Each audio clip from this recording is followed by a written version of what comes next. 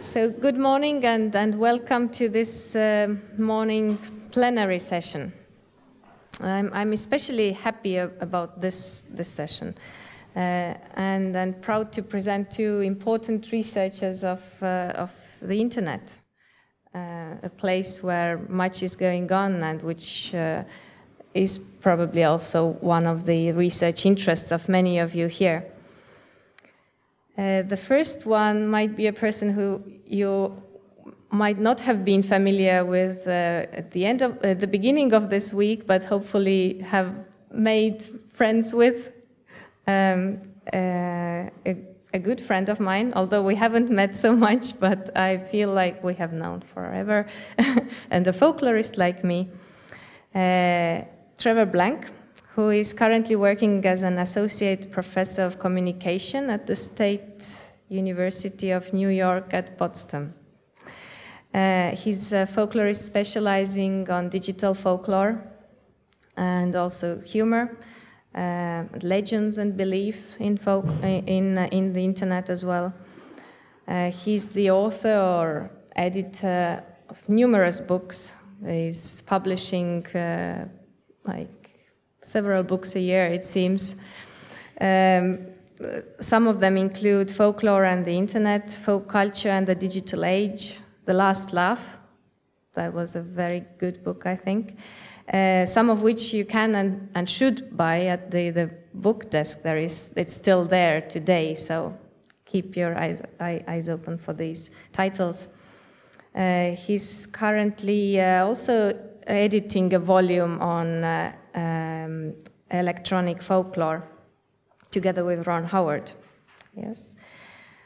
And as I've heard, he's also a talented musician and has built recently a guitar and owns a collection of them. So welcome, Trevor Blank.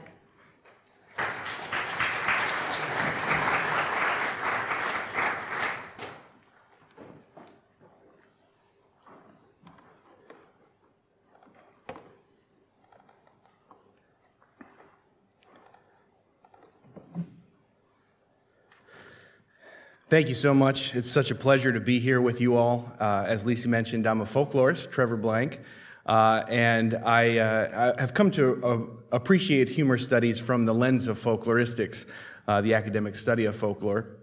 And so I'm going to be talking today about my particular area of interest, which is death, disaster, and scandal humor, and how it proliferates online. I've been predominantly interested in trying to understand how people respond to bad things happening in the news with humorous expression online. And that's led me down an interesting path into American celebrity culture, which I think has been kind of an interesting group to follow.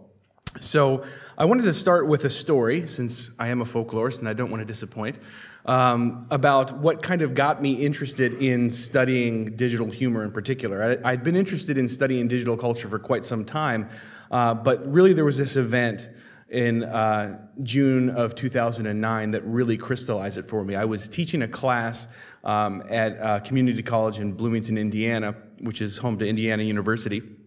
And I was teaching a class, an introductory class on folklore, and somebody's cell phone vibrated in the middle of class. And I had at this time a very strict no cell phone policy. And so I was kind of annoyed at first and kind of shot a look over like, what are you doing? And he put his phone away. But then his phone vibrated again about 30 seconds later, and he took it out.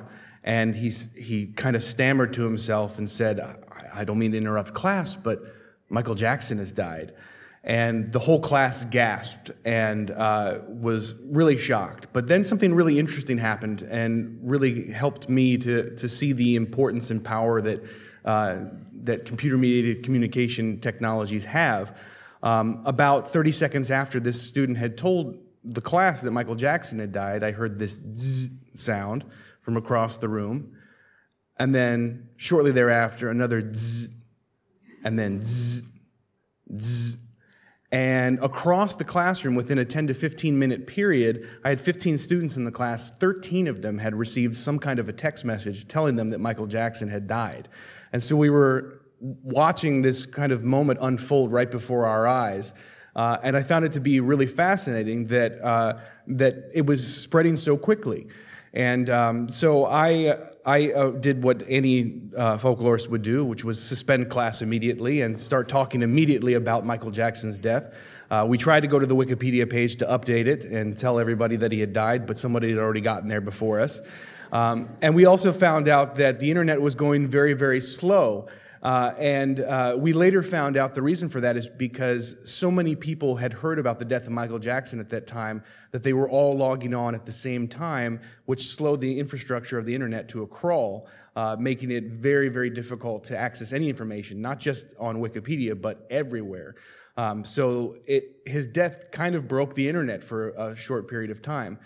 But it wasn't very long after, maybe 10 to 15 minutes before, students in my class already started joking about Michael Jackson's death, wondering out loud if people would be moonwalking past his grave, or how were they going to recycle his plastic body. And I found this to be really interesting because it was so irreverent. But at the same time, a light bulb kind of went off in my head. I had been for some time advocating for the study of the internet, which folklorists were a bit slow to accepting. And I thought this is a great entry point into studying how people express themselves in everyday life. And as a folklorist, that's what I'm really interested in, is how people express themselves and cultivate meaning in their lives in everyday settings. I study informal traditional culture. So a lot of what I will be talking about today is going to be talking about how the internet has kind of harnessed traditionality and how these traditional forms have kind of morphed over time. And I'm using the example of celebrity culture as kind of an entry point into that because it's so pervasive in American culture that we are familiarized with the lives of celebrities.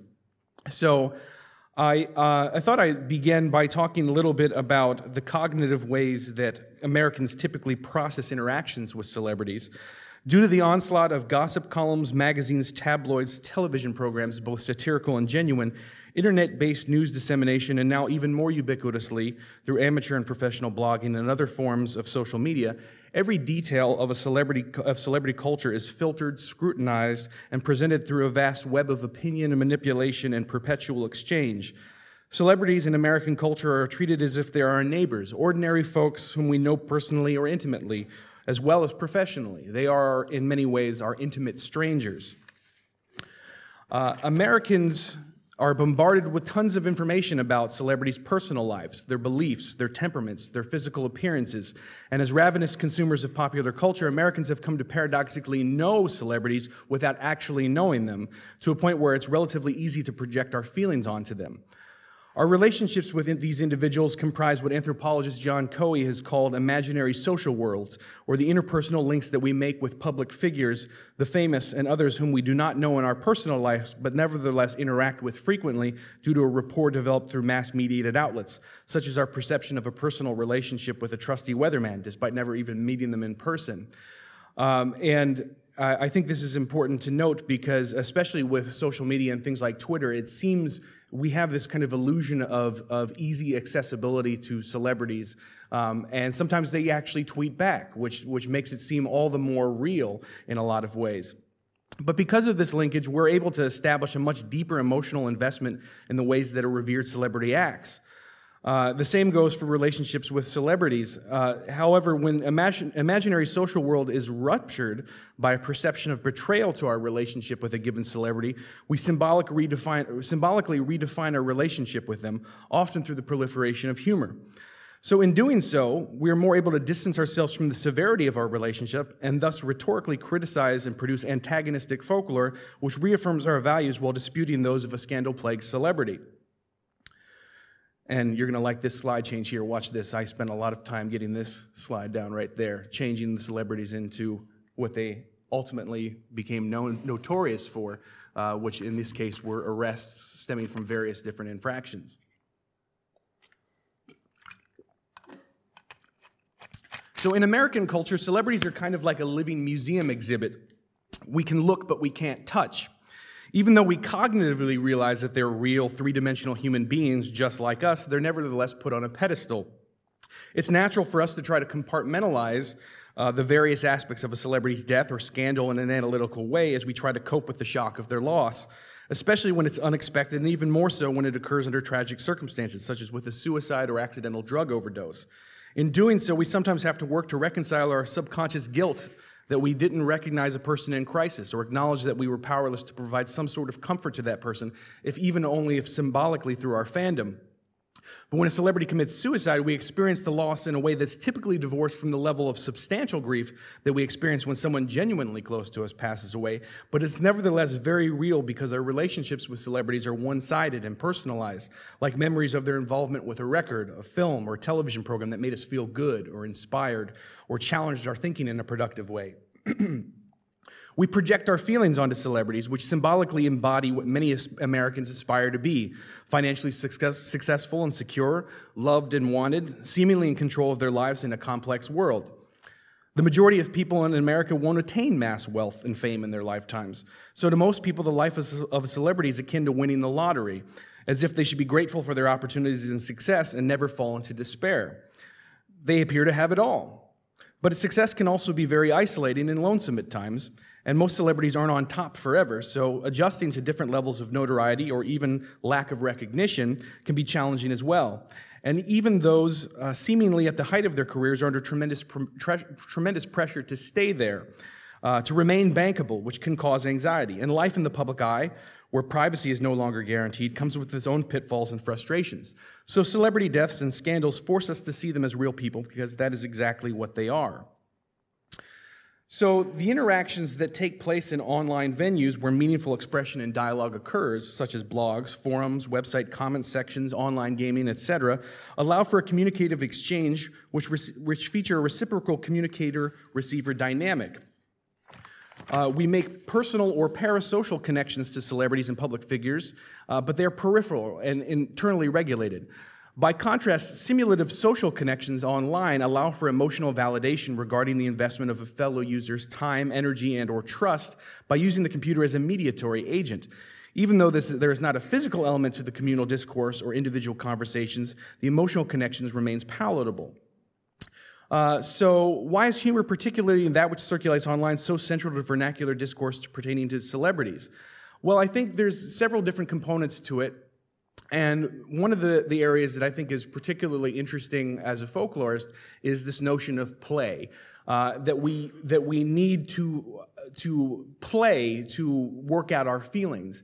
And a lot of folklorists have encountered what we've come to know as a concept we call the triviality barrier, the idea that that something is trivial and therefore not a legitimate source of study. But it's exactly the stuff that we find most trivial that I find to be most interesting and offers the most opportunities for us to kind of have a deeper understanding of folk culture.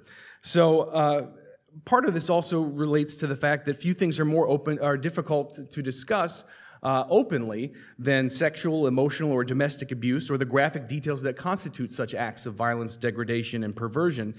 It's for these precise reasons, however, that humor is allowed to flourish in the wake of such horrific occurrences when they're brought to the attention of mass culture, predominantly through mass media, which I'll come back to momentarily.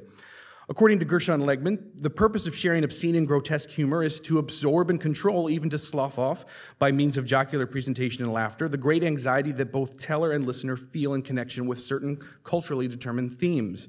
And as Alan Dundes, another folklorist, observes, folklore provides a socially sanctioned outlet for the discussion of the forbidden and taboo. Rather than confront the emotional weight of the despised acts or expose oneself to the necessary vulnerability required to process them, humor affords individuals a platform for testing the social boundaries of decorum and the ability to circumvent or challenge hegemonic forces, particularly those through the media, that social boundaries of decorum and the, I'm rereading the same sentence, to install a dominant narrative, to challenge hegemonic forces that repeatedly seek to install a dominant narrative when widely publicized tales of horror, despair, and scandal come to the fore. Elliot Oring makes this abundantly clear in noting that humor is, quote, singularly suited to circumvent modernist inhibitions of sentiment. As a form of intellectual play, humor demands an ability to deal with the things and events of this world, even the most emotionally charged things and events, as ideas to be manipulated within the structure of a joke. Consequently, a level of detachment is a prerequisite for the production and appreciation of humor, end quote. Thus, collecting and analyzing such humor is critically important to understanding the folk response to a major disaster or scandal. Celebrities operating in a highly visible and somewhat exalted status are a familiar yet malleable canvas for testing and projecting one's feelings. And jokes about celebrities, especially those that have become oversaturated in media coverage, serve as a pushback against their hold on popular culture. The internet is a less escapable form of medium. It's in our pocket, always on. So it's supposed to be open and egalitarian, but with so many voices it can become cacophonous or noisy and difficult to parse through. In the creation of parodic humor, often in the form of memes, individuals also rely on metafolklore to appropriately craft a joke's form and content to meet the folk expectations. As a result, many of these jokes are self-referential and often take shape in response to other jokes. Collectively, then, their cultural inventory is strategically invoked to enlighten and at times even rationalize the present through the directed reappropriation of nostalgia, personal experience, and metafolklore for new expressive and processual purposes. And I have an example here of a meme that was popularly circulating online, the Hey Girl meme, which features Canadian actor Ryan Gosling.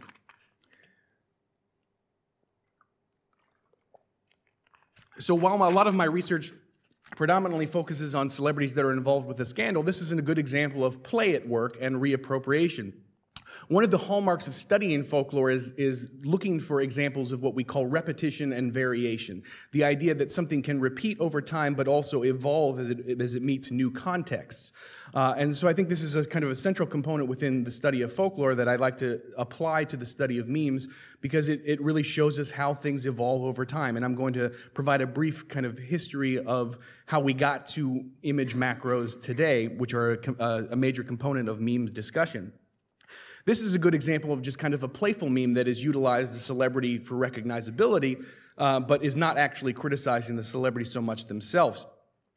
So this particular meme started off as a blog post, a blog that was dedicated to Ryan Gosling called Fuck Yeah, Ryan Gosling. And it was all just pictures of him doing things where he was looking like his normal sexy self, walking around, doing his laundry, and then the creator of the blog started captioning, "Hey girl," and then having him say something kind of sweetly, poetically romantic seeming. But eventually people caught on to this and started making memes of their own, and it morphed over time to be a lot of different things. But as an example of repetition and variation, this meme evolved in America in a kind of interesting way to being about Ryan Gosling to being about Paul Ryan, who is the Speaker of the House in the United States. So it was Paul Ryan Gosling for a time. This is a transitional meme in that kind of overture that started to incorporate what Paul Ryan is most known for in American culture, other than being a disappointment, that is his ravenous and steadfast interest in the budget and conservative economic policies. So this was kind of a transitional meme that brings in sort of this economic motif, but then eventually gave way to Paul Ryan talking about different economic sort of things using the Hey Girl meme structure, and it evolved over time. But this is, again, a really great example of repetition and variation at work, where you see the earliest examples that featured Ryan Gosling with the Hey Girl kind of motif in it, but evolved to have a different kind of social commentary attached to it, one that was more politically pungent, one that was more directed and had more of a direct target as part of the humor. But before I get any further in discussing memes, I'd like to take a minute to kind of contextualize where they come from as a technologically mediated tradition. And as I mentioned, as a folklorist, I'm interested in how tradition kind of is utilized in expressive culture. So what I see, when I'm referring to memes, I'm predominantly talking about image macros, which you've all probably encountered at some point, which is typically an image that has text on the top, text on the bottom, and usually some kind of humorous component to it. But image macros have a long-standing tradition in technologically mediated folklore that existed before the internet was even around. And I see one of the big correlations of that is Xerox lore, or photocopy lore, or photocopied humor. These are just some classic examples. Patrice, this is the only cat I could squeeze in, but that's the best I could do for that. But photocopied humor, or Xerox lore, was utilized in a similar way that memes are today. They were typically anonymously created. We didn't know who the original author was. They were circulated anonymously, and they were posted on bulletin boards and in people's offices to get a chuckle, or sometimes to have a kind of counter-hegemonic interpretation. This example on the left here, I have PMS and a handgun. Any questions, was reportedly an example that was popularly utilized by secretaries who, in the time of the 1980s and 70s and 80s when this was circulating in America, was predominantly a field occupied by females living in a career field that was often overrun by white male administrators. And so this is kind of one way that this sort of helped to kind of navigate through all of that. But it's important to note that how we got to where we are today was a transitional period, and Xerox lore gave way to the earliest forms of internet expression, and maybe some of you remember even the news groups that used to exist about humor that you could check out and share and post and send.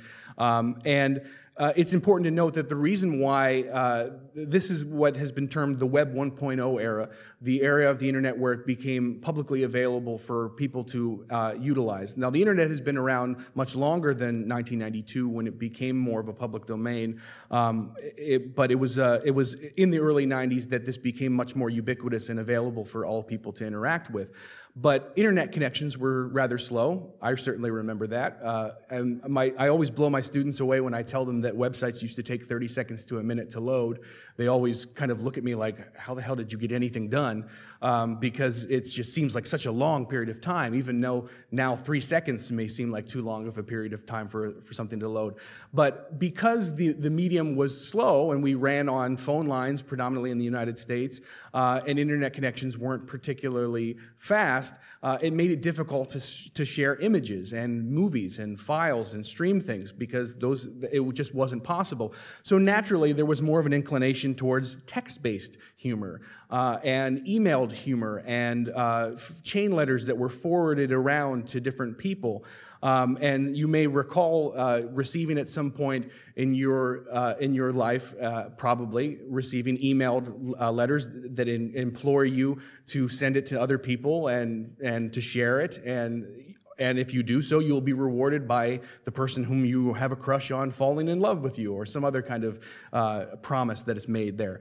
But I've also included some of these original emoticons and structures that were utilized online to kind of linguistically cue different forms of expression online, which I think is interesting because one of the things that I found a lot when I was first starting to study the internet was that a lot of folklorists were not sure that the internet was a viable area of study because we weren't having face-to-face communications, and because we didn't have face-to-face communications, we were losing a lot of the expressive dynamics that take place when we see someone in a social situation.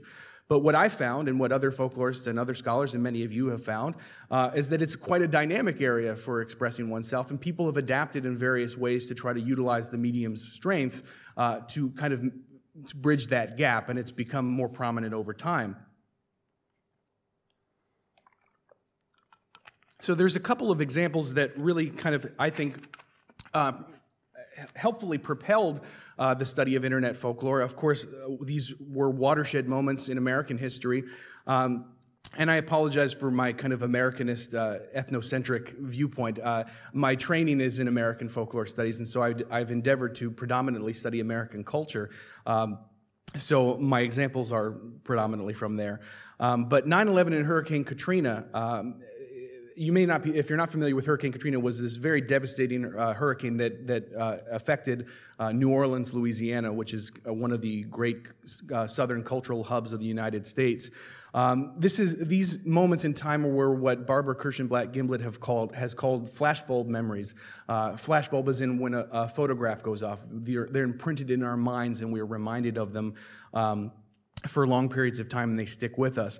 But during this time, or in the early 2000s, the internet began to take over from previous different technologies as a primary means of communication. And with that, we saw new traditions developing, such as photoshopped art. And these are just two examples from 9/11 and Hurricane Katrina that were popularly circulating online.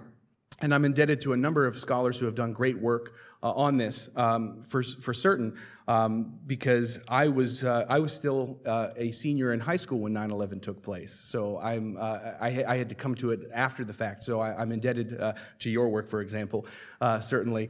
But I want to give an example that I think was predominantly shared and kind of marks one of the transitions into what has been called the Web 2.0 era. Around 2000, we started seeing the ability to compress visual files in a helpful way, in an easy-to-access way. Because of the ability to compress files, we were able to share images more. Streaming video wasn't far behind. And because of this, and because of all the simultaneous occurrence of greater accessibility to the internet and faster internet connections, we saw this robust medium of visual humor start to take shape. And I think this is one of the defining characteristics of the Web 2.0 era and folklore in the digital age, is when we started transitioning into visual humor as a primary means of expression. So this example, for those of you who aren't familiar with it, was circulated online around late September, early October of 2001, so when September 11th was still very fresh in people's minds. And I remember actually receiving an email that had this picture in it when I was in high school that had a narrative that went something along the lines that a disposable camera was found at the grounds of the World Trade Center attacks, and somebody developed that film, and this was one of the pictures that was in there. And at first look, when people were looking at this, they thought perhaps this was one of the greatest, most amazing pictures that had ever been captured, because it seemed to show moments right before the attacks of 9/11 taking place. But what people soon started to kind of piece together and figure out was some things didn't quite add up. Why, for example, did the photographer not notice a giant plane coming towards them? Why is the plane not blurry? Why doesn't the guy who's standing there staring at the camera hear a jet plane coming behind them? And then, of course, people got even more nitty-gritty into that to note that it wasn't particularly cold that day, so he's a little overdressed. And so it eventually was discovered that this was a hoax, and a good one at that. But this started a trend of photoshopping. It didn't start a trend, but it was a part of popularizing a trend of using Adobe Photoshop to create your own images and to mess with people using digital technologies. Now, initially, this required some kind of expertise or familiarity with this technology to be able to do it, so it wasn't available to really for everybody in a folk sense. But that's kind of changed over time as people have become more adapted to it, and now programs like Photoshop and similar programs have made it much easier. But people were pissed when it was discovered that this was a hoax. This is actually a photograph of somebody on top of the World Trade Center, but I believe the photo was taken in 1997. And so in response to this started a meme that he became known as the tourist guy or the tourist of death and other variations of that. So people started kind of creating their own versions of him, appearing at different points in history where other disasters have taken place. And you'll notice that, of course, here they've also changed the date there. And then, of course, where was King Kong when we needed him? Became a joke in and of itself.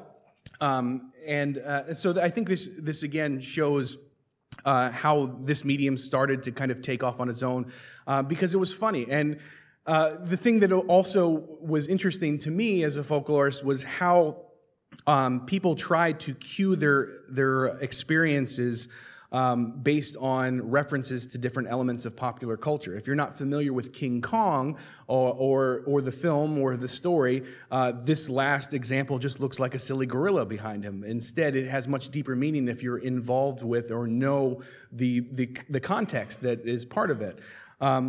So again, this brings me back to this notion of repetition and variation, which I want to hammer in as a folklorist because it's a key aspect of this. So just to show you one more example of the evolution of Xerox humor all the way up into the present, different examples of Xerox humor, and then eventually manifesting in a meme of this kind. And memes themselves have developed into kind of traditional patterns that we can observe. I love this example on the right. I often use it in my classes. I don't know how many of you have seen these Dos Equis Man commercials, but they're no longer running. But in the United States, they were a popular beer commercial, which featured this silver-haired man who would perform these different kind of feats and of grandiosity. And at the end of it, he would say, "I don't always drink beer, but when I do, I prefer Dos Equis." And it was such a popular commercial that it gave way to a whole meme involving him that basically followed the formula, I don't always do X, but when I do, Y. But it required, again, familiarity with the commercial in order for it to be successful. And this was something that was shared a great deal. There are literally hundreds and hundreds and hundreds of different examples of people using this, this particular meme for expressive purposes. Another folk art that I collected at the time, some of you may remember the BP oil spill that took place. It was big news in America, certainly. This example on the left here was made by an artist and showing the superhero Aquaman succumbing to the oil, and on the right, utilizing the video game Super Mario to kind of have a sort of social commentary about that. And then, of course, in the Obama era, there was a lot of different memes that incorporated popular culture, and I think this is important because I think it's very important for us to acknowledge the role that popular culture has in informing and shaping the kind of frames of reference that we have in understanding folk culture. This particular image was taken during the Osama bin Laden raid in 2010. It became one of the most downloaded images in internet history, according to Flickr, when it came out. But what people ended up doing is also creating their own Photoshopped traditions and use different examples. And those of you who are familiar with American television will understand the first one. Because this is a Situation Room, there's a television show called The Jersey Shore, and there's a character, well, it's not a character, it's a real person who calls himself The Situation. So naturally in the Situation Room, you have to have the situation. Also around the time of the Osama bin Laden raid was the royal wedding between William and Kate, and one of the things American media really loved to talk about was the funny hats everyone was wearing. So somebody came up with a brilliant idea of what if everybody in the room was wearing one of those funny hats? Other people noticed that Obama had a particularly stern look on his face and thought, well, I wonder what it would look like if everybody in the room had Obama's head on them. While others just incorporated various aspects of popular culture, just a huge smorgasbord of different sorts of things. So lots of different examples of this existed. And then, of course, there were some popularly circulating image macros that played off of different things. One was there was controversy in the United States about whether or not Barack Obama was actually an American citizen. Funny enough, which was popularized in part by our current president, Donald Trump, but I love this particular picture because it plays off of the motif of Obama having swagger and kind of being extra cool with the sunglasses, walking up to his plane, kind of lambasting that. But I want to turn back to celebrities and talk about how memes have utilized celebrities in times of scandal and things of that nature. And I'll use the example of the Tiger Woods scandal that took place in November of 2011. Now, this was an image that started circulating online in late November, early December, and the email that I received that included this, that it was titled "Happy Holidays from the Woods Family." And so basically what this was supposed to be was an example of a holiday tradition that some people in America follow, where you send a family picture and then have a report that kind of tells about the year that had gone by, and you share that with friends and family. But I thought this was particularly interesting because shortly before this had started circulating, it was discovered that pro golfer Tiger Woods had crashed his car at the end of his driveway, and that apparently his wife had come with a golf club to rescue him heroically. But we later found out that she wasn't so much rescuing him as she was trying to beat the hell out of him with a golf club for his numerous accounts of infidelity. And so this, again, is another example where information and knowledge about popular culture informed folk humor, and this popularly circulated online to kind of demonstrate that. And I realize I'm starting to run out of time, so I'm going to push through to the next segment that I want to get into. But I'll stop for a moment to say that photoshopping, both here and in general, tend to share very similar characteristics to materials and patterns observed in photocopy, which again suggests the presence of traditionality in these newer folkloric forms that even have a greater capacity for instantaneous, anonymous dissemination. The juxtaposition of the visual expressive modes with the familiar textual forms of expression have allowed the internet venue to become quite dynamic in its ability to register and convey a wide emotional and expressive range. Even so, the internet stands as both a conduit and also a skeptical source of validity in that domain that affords a kind of remoteness or detachment between the information and the individual.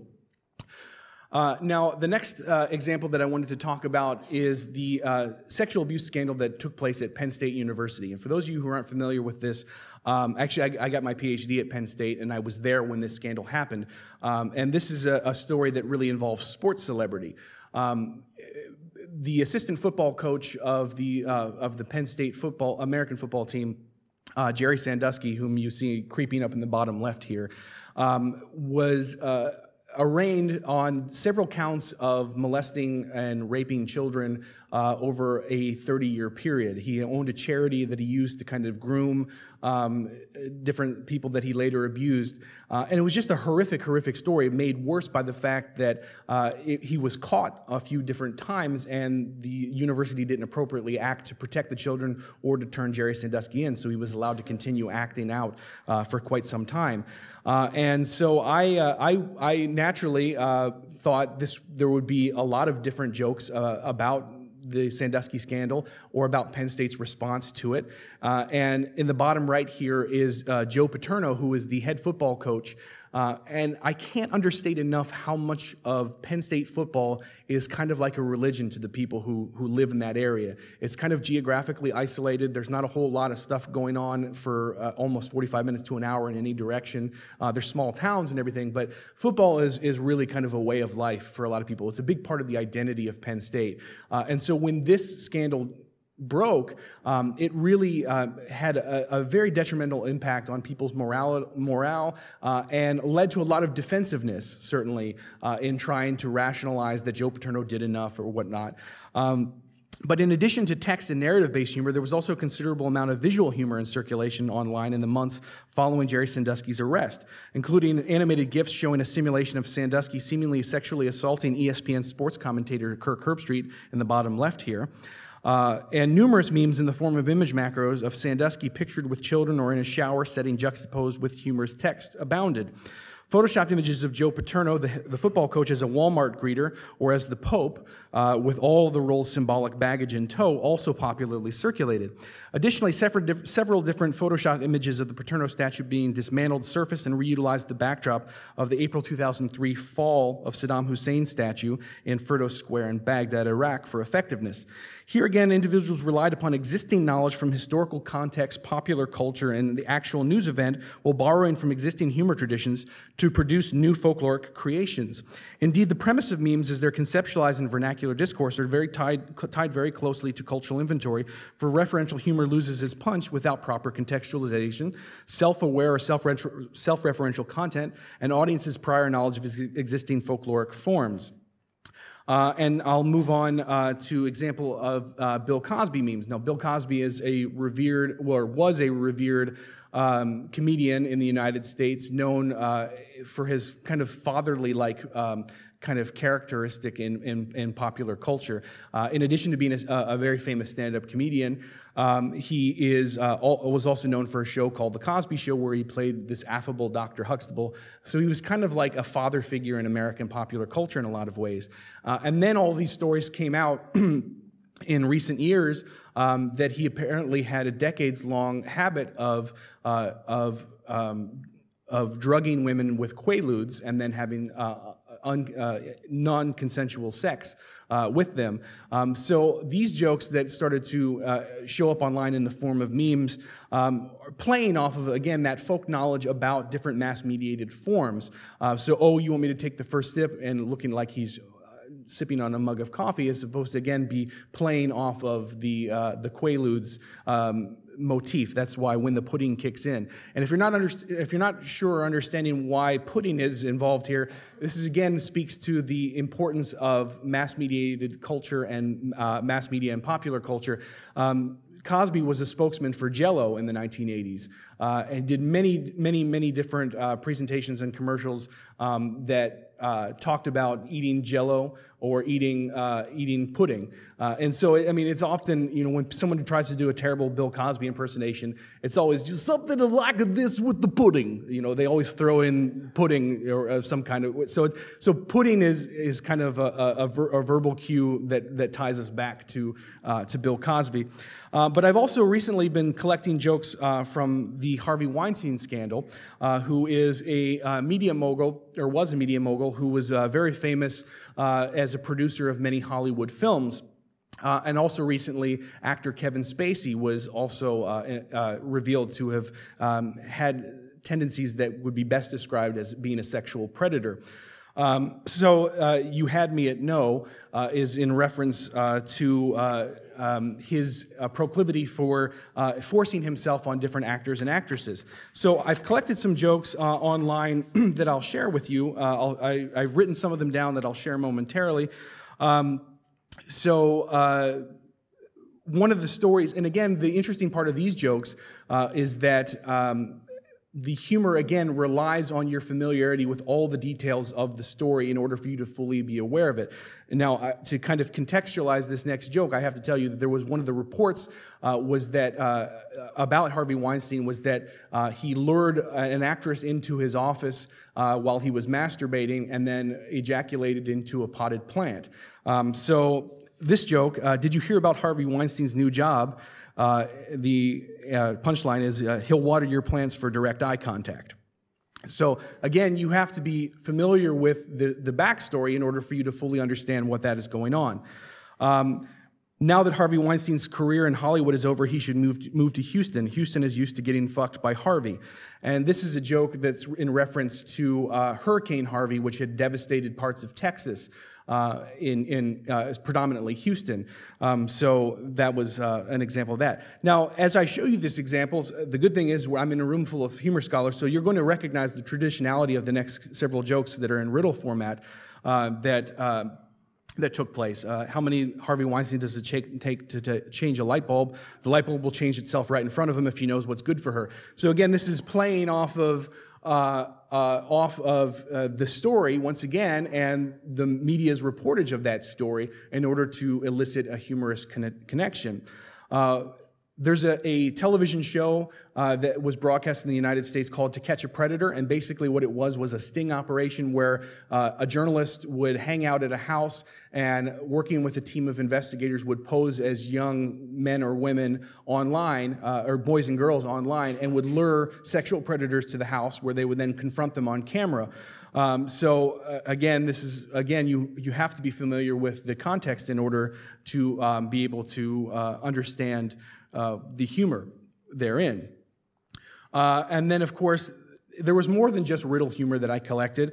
There was one joke that invoked Hitler that goes, everybody is saying Harvey Weinstein is the worst person in history, but I think they're forgetting that Hitler is the worst person in history. I mean, if he hadn't finished what he had started, we wouldn't have to deal with Weinstein, who is Jewish. So again, it's trying to mess with decorum is certainly a big part of that. But again, this ties back to the different references within American mass media.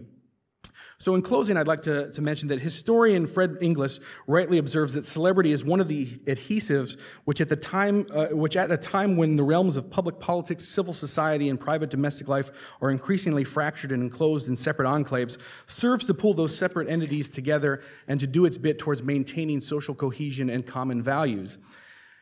In a significant way, jokes about celebrity scandals underscore this power. Their actions made them celebrities through nonstop coverage in the mass media, while their evisceration in folk culture boldly unveiled the symbolic clout and dexterity of everyday people in times of discontent. As a community, humor, distinguishably drawn from folklore and popular culture, served as an agent for reclaiming power from the scandal while acknowledging the emotional toll it has left in its wake. Folklore, to quote the late Alan Dundes, is always a reflection of the age in which it flourishes. Cultural inventories vividly convey the patterns of media consumption and dissemination of traditional knowledge in contemporary vernacular discourse, often serving as a springboard for symbolic interaction by invoking analogs from folk and popular culture, especially in the form of humor.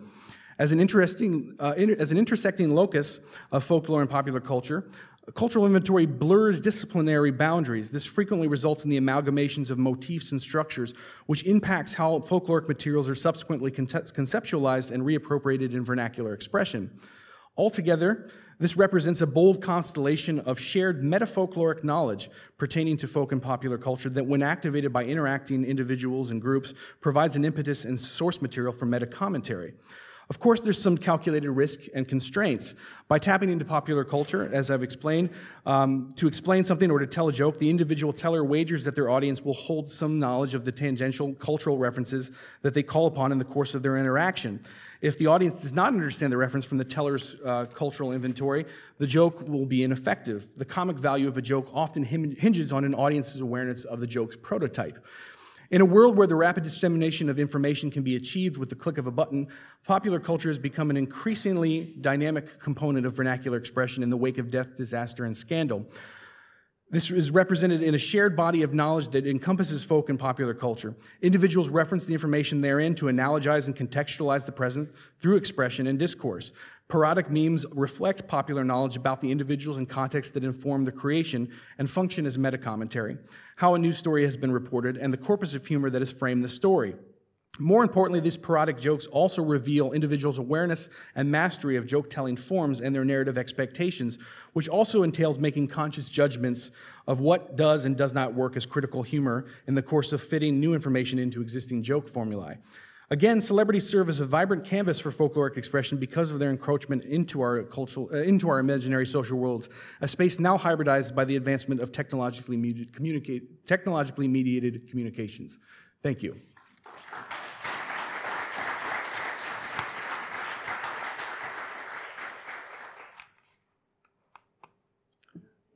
We're doing the questions after? Yes. Okay. No, let's do a few questions now as well. So if there are any questions now, we could also have 2 questions, and then in the end, after Limmer is finished, we could have a little discussion going on. So any questions at this point?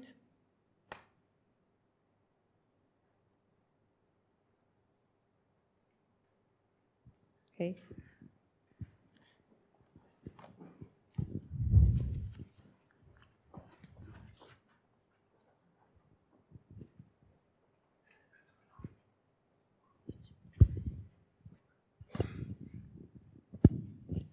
Thank you very much for that very interesting presentation. You said that, and I totally agree, people need to have a shared awareness and shared knowledge of all kinds of contextual information about, in order to understand these jokes. To what extent do you think it also highlights the fact that people share this information in a kind of bonding way? I think that's certainly a huge part of it.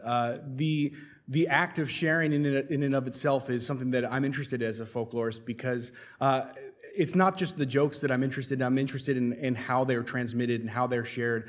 So I think certainly that's definitely a component of it that really helps to make it more important to the individual tellers and members of the joking community. By sharing it, you are you are essentially symbolically breaking bread with other people. It also gives you an opportunity to kind of test out whether or not how much you can get away with. I'll give you an example from my collection of jokes at Penn State. I was collecting jokes on campus, and someone overheard me and asked if I wanted to go to a fraternity party to hear more jokes, because they promised that they had much raunchier examples of that if I went with them.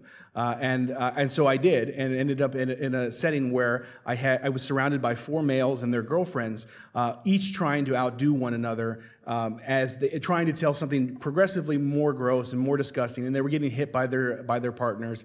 But this was a great example of they were using it as not only a bonding experience, but also, I think, catharsis for feeling genuinely wounded by the revelations in a lot of ways. Yeah, in that manner, possibly also highlighting the fact that we share specific social norms together as well in an informal way. Yeah. Yeah, very interesting.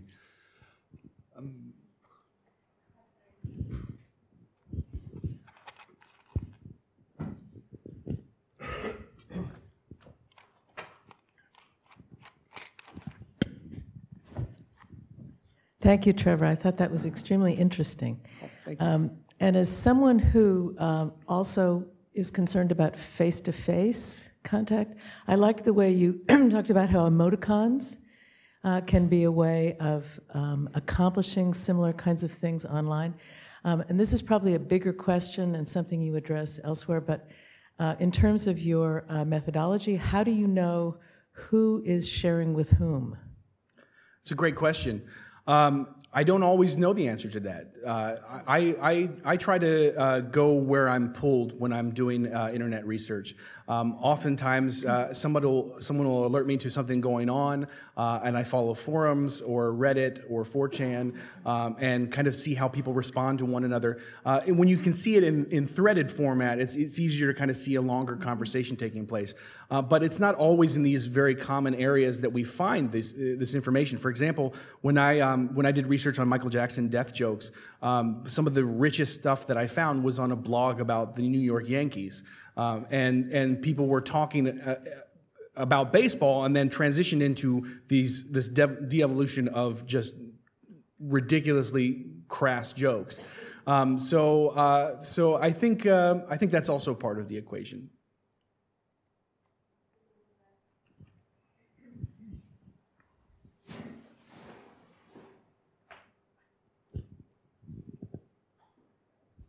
Thank you. That was very interesting. I really enjoyed seeing how these things evolve.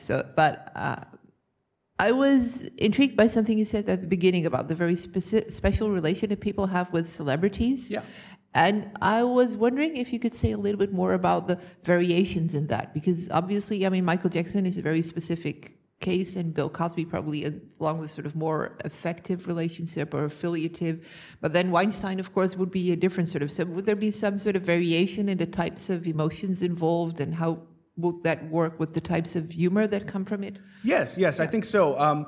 One of the things that I've noticed in my research and in studying this is that the visceral kind of reaction that you get with certain celebrity deaths or scandals is often in relation to existing public perceptions about that celebrity. So with the example of Michael Jackson, he had a contentious history in mass media, especially after he was accused of molesting children, that kind of already established a foreground for a lot of the jokes that were made at his expense. But with other celebrities that aren't quite as famous, it takes a violation of values, I think, to spark a lot of this different kind of commentary. Certainly, also celebrities that aren't particularly well liked, or who have been involved with scandals or drug abuse or things like that, things that have diminished their standing, have also been more of a target of humor. So one example I can think of is the singer Amy Winehouse, who had a very public battle with sobriety. When she died, I immediately went online and started browsing forums, trying to check for humor, And it was there almost immediately. And I think part of that is because we already had this kind of contentious backstory involving her that influenced people to want to talk about it more. In the same way that when a celebrity like David Bowie or Tom Petty dies, who don't have that same kind of baggage associated with them, there's less of an impulse for humor at their expense. Whereas with these other celebrities, or a super celebrity, as I would call Michael Jackson, that's not the case.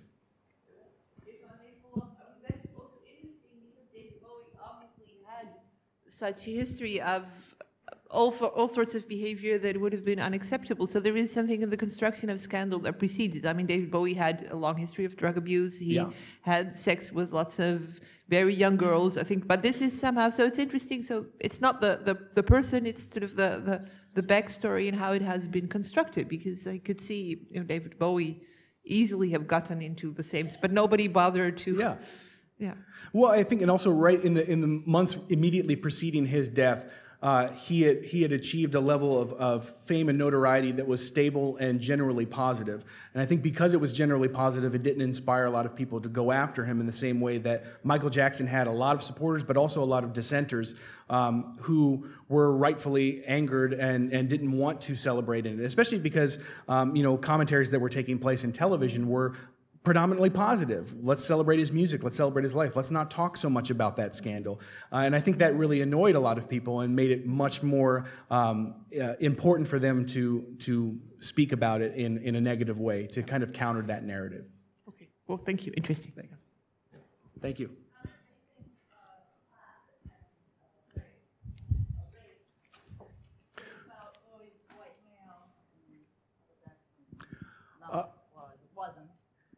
Oh, could you say that again? I said, how much do you think that the fact that David Bowie was a white male and Michael Jackson at least started out not as a white male?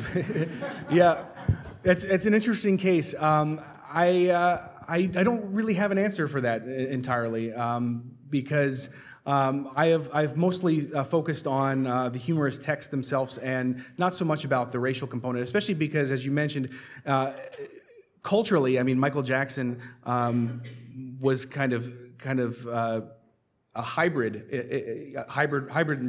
racially in his identity, because we have two stages of his career: his younger career, where he was identified as African American, and then later in his career, where he was considered white by a lot of people.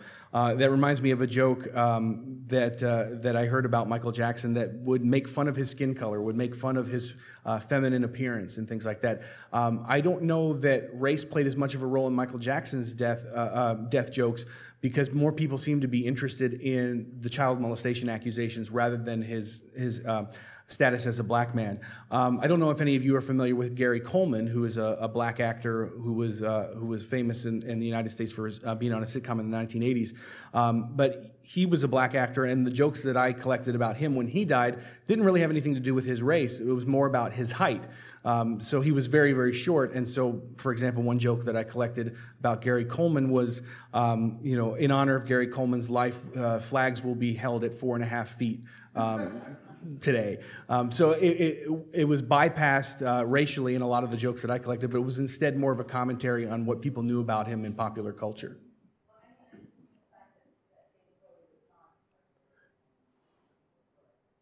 Very well could be.